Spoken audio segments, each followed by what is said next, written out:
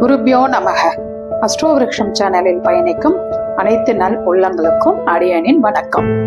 நம்ம பொருத்தங்கள் அப்படிங்கிற வரிசையில இன்னைக்கு நம்ம பார்க்க போறது 10 பொருத்தங்கள் அப்படிங்கிற வரிசையில வசிய பொருத்தம் அப்படிங்கிறத பார்க்க போறோம். இந்த வசிய பொருத்தமும் நம்ம ராசிகளை அடிப்படையா வச்சு நம்ம பார்க்க போறோம். இது ஒரு ஆணுக்கும் பெண்ணுக்கும் உள்ள ஈர்ப்பு தன்மையை சொல்லக்கூடியது. ஒரு பொண்ணு பார்த்தோன்னு ஒரு சிலருக்கு ரொம்ப பிடிச்சிரும்.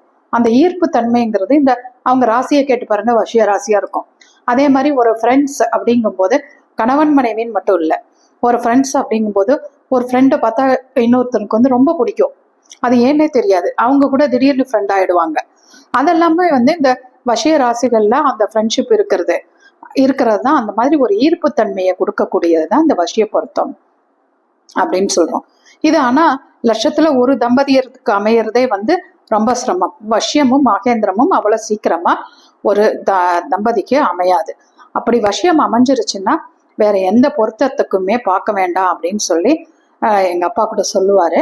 அதனால வசியம் அவ்வளோ ஒரு இம்பார்ட்டன்டான பொருத்தம். ஆனா யாருக்கும் கிடைக்காது. வசியம் கிடைச்சதுன்னா அந்த தம்பதிகள் எப்படிப்பட்டாலும் நல்லா வாழ்வாங்க அப்படிங்கிறது தான் ஒரு நிலைப்பாடு.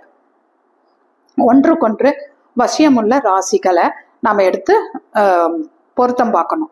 அப்ப வசியமுள்ள ராசிகள் அப்படின்னு பாத்தீங்கன்னா, மேஷத்துக்கு சிம்மம் விருச்சகம், ரிஷபத்துக்கு கடகம் துலாம், மிதுனத்துக்கு கன்னி, கடகத்துக்கு விருச்சகம் தனுசு, சிம்மத்துக்கு துலாம், கன்னிக்கு மிதுனம் மீனம், துலாம்க்கு கன்னி மகரம், விருச்சகத்துக்கு கடகம், தனுசுக்கு மீனம், மகரம்க்கு கும்பம், கும்பம்க்கு மீனம், மீனம்க்கு மகரம்.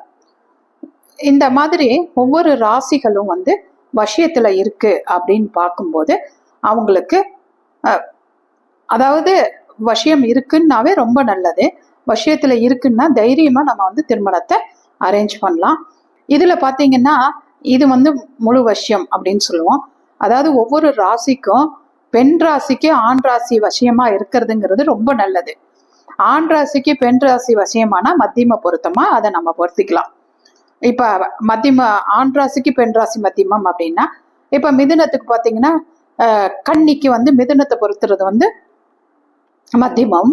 இதே பெண் கன்னியா இருந்து ஆண் மிதுனமா இருந்தா முழு பொருத்தம். இல்ல பெண் மிதுனம் ஆண் கன்னியா இருந்தா அது மத்தியம பொருத்தம். அப்படிங்கிறபடி இந்த பொருத்தத்தை நம்ம இணைச்சுக்கலாம். ஆனா இது எல்லாருக்குமே வராது. வந்ததுன்னா ரொம்ப சந்தோஷம். தம்பதிகள் ரொம்ப நல்லா இருப்பாங்க. வாழ்க வளமுடன். கிருத்திகா. 8122284840.